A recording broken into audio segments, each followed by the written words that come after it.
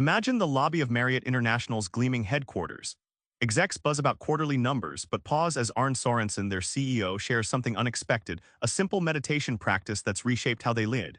What if the biggest breakthrough in leadership isn't strategy but mindfulness? This is just one door into a revolution.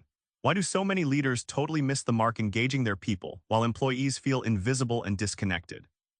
Hang tight, the answer flips everything you thought leadership was. Most leaders think multitasking and hustle equals control. But here's the twist. Marriott's CEO taught their top brass to pause and breathe, shaking up what real power looks like. Arne Sorensen, Marriott International's late CEO, started introducing mindfulness meditation to leadership meetings, a radical move for a Fortune 500 hospitality giant. Rather than filling the room with strategy decks, they began each gathering in silence, just 5 minutes. This tiny habit improved focus, reduced burnout, and changed how decisions were made, proving mindfulness isn't fluffy, it's a business game changer. Mindfulness works like upgrading your brain's operating system. Imagine your thoughts as a chaotic, crowded desk. Mindfulness clears clutter, rewiring your ability to focus deeply and respond calmly. This mental reboot lets leaders catch themselves before reacting emotionally, creating space for presence, an essential tool in leading people who want meaning, not micromanagement. When Marriott embraced mindfulness, employee engagement scores jumped, turnover dropped, and the company's bottom line improved. The surprising insight: success isn't just about strategy charts but tuning into the human mind and heart. Real leadership power blooms when leaders are present, not just busy. Here's a tough pill: leadership isn't about you, it's about wiping your ego off the table and serving others. Accenture cracked this code, flipping leadership upside down. At Accenture, the leadership team realized they'd been hired for vision, not for bossy control. So they embraced selfless leadership, where managers act more like gardeners than generals, nurturing talent, clearing obstacles, and setting others up to win. This isn't weak, it's radical bravery that shifts power to those on the front lines, sparking innovation and loyalty. Think of ego as fog on your windshield while driving. When it's thick, you only see your reflection, missing the road ahead, the needs and potential of your team. Selfless leadership wipes that fog away, letting you see clearly. You become a vehicle for others' success, not just your own spotlight.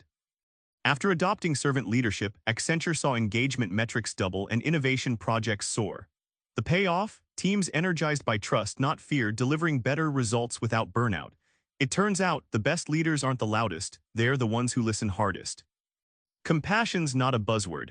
McKinsey and LinkedIn prove it's a stealth weapon. When you lead with heart, performance rockets. But how does kindness turn into results? McKinsey ran leadership labs where executives practiced compassion by actively listening and empathizing with their teams. Instead of cold data drills, sessions focused on real stories. The result? A measurable lift in collaboration and a drop in stress-related sick days. Compassion wasn't just a nice-to-have, it delivered tangible business value. Compassion connects like emotional Wi-Fi, an invisible signal that links people's hearts and minds.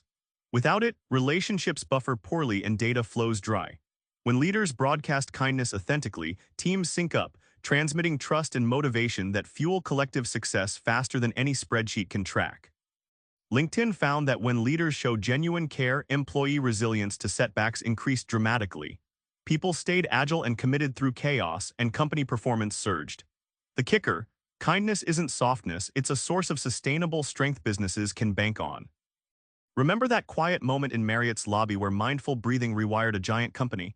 That's the future of leadership, unshackled from ego, tuned into human needs, and rooted in kindness. The radical idea here is simple: when leaders practice mindfulness, selflessness, and compassion, engagement and performance soar. Try this next meeting: pause intentionally before speaking. Notice what shifts. It's not just breathing, it's becoming the kind of leader people want to follow. Subscribe for more book summaries like this one.